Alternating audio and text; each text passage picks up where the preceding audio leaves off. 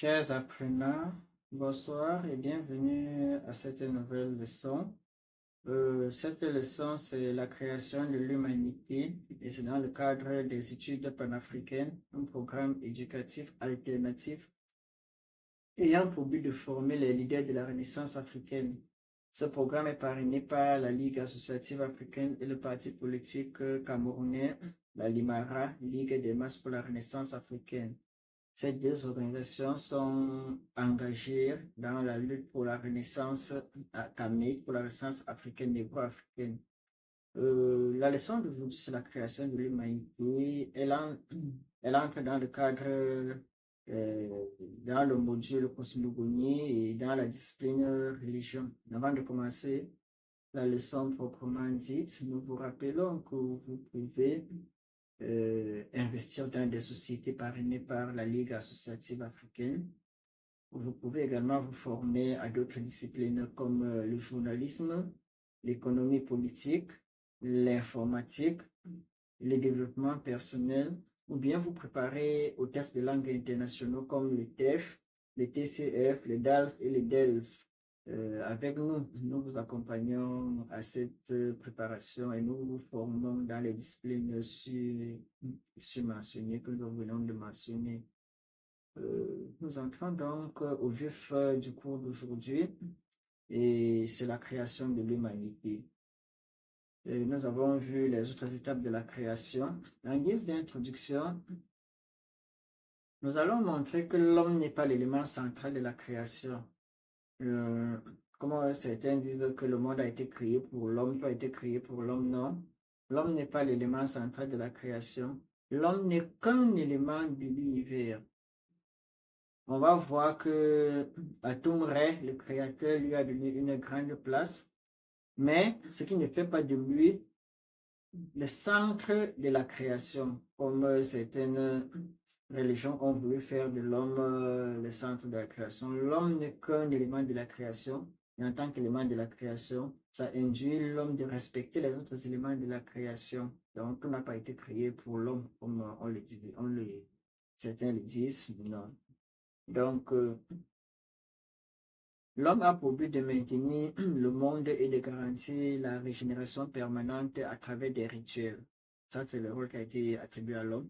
L'homme a beaucoup de rôles. L'homme est un élément important de la création, mais pas l'élément central. Il faut faire la différence entre un élément important et l'élément central. L'élément central vous dit tout gravé depuis lui. Tout a été fait pour lui. Or, ce qui n'est pas le cas. L'homme n'est qu'un élément de la création. Comme tous les autres, comme la chèvre, le chien, les arbres et autres. Donc l'homme n'est aussi qu'un élément de la création. Et nos ancêtres ne se sont jamais considérés comme le centre de la création. Ils ne se sont jamais considérés comme le couronnement de la création. Ils se sont toujours considérés comme un élément de la création. Nous allons en grand dans la création de l'humanité. Quand on parle de l'homme, c'est commun, ce sont les langues étrangères. Dans nos langues africaines, quand on parle de l'homme, on ne fait pas la différence entre l'homme et la femme, mais dans les langues étrangères, on est obligé de dire l'homme pour globaliser l'homme et la femme, alors que normalement, bon, on va plus utiliser le terme humain. Si on revient sur homme, ça sera par erreur. Donc, on va voir la création de l'humain. On va voir que nous avons déjà dit que l'humain a été créé à travers les larmes d'Atum. Donc, l'humain est lié à l'arme d'Atum. Il y a ce larme à l'œil d'Atum, autant pour moi. À la larme d'Atum, il y a l'œil d'Atum. Il y a l'œil d'Atum qui s'est rébellé et est sorti est sorti de l'orbite. Et le Dieu a dû pleurer et en pleurant, il a fabriqué des êtres humains. Donc voilà en quelque sorte la création de l'homme. Donc l'humain est déjà empreint d'aveuglement parce que quand Atom le crée, Atom ne le crée qu'avec un seul œil, Atom ne le crée pas avec ses deux yeux. Et sa condition est donc empreinte de chagrin, bien de tristesse, puisque ce n'est pas les pleurs en pleurant qu'on l'a fabriqué. Donc, mais malgré cela, malgré le fait que l'homme est créé par les larmes d'Atom, Les Égyptiens, nos ancêtres, les anciens Égyptiens, les Égyptiens pharaoniques, les Égyptiens nègres, puisque l'Égypte a été nègre, il ne se fait plus de doute.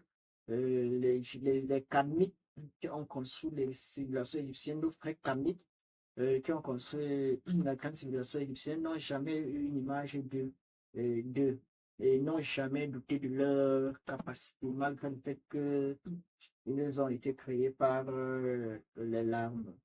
Les larmes ne sont pas seulement péjoratifs, un côté négatif, et il y a également, les larmes symbolisent aussi la grandeur.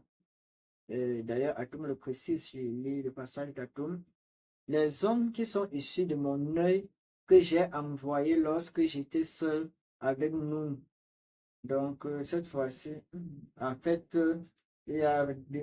soit son œil s'est révélé, soit lui-même a envoyé son œil. Et si lui-même a envoyé son œil, ça veut dire que cela a été pensé, cela a été voulu. Donc, et généralement, cet œil que Atum envoie son œil rêve parfois combattre Apophis, puisque nous allons voir dans la création ce qui peut menacer la création. Il y a Apophis. Nous reviendrons à ce nom Apophis et contre qui Atum se bat éternellement. Donc, Atum lui-même a envoyé son œil et Atum généralement envoie son œil pour se battre ou bien pour se défendre. Donc l'œil ici n'est pas un élément de chagrin, mais plutôt un élément de grandeur. L'œil qui combat Apophis et, et l'œil également de Ré Couraeus lance contre ses ennemis sous forme de flamme contre ses ennemis. Donc, et aussi les humains ont été créés directement après les divinités. Dès qu'on crée les divinités, on crée les humains. Donc les humains dans la création sont très importants dans la création. Ils sont l'un des premiers éléments créés par Atum-Re. Nous passons en deuxième partie, le maintien de la création de l'humanité. Et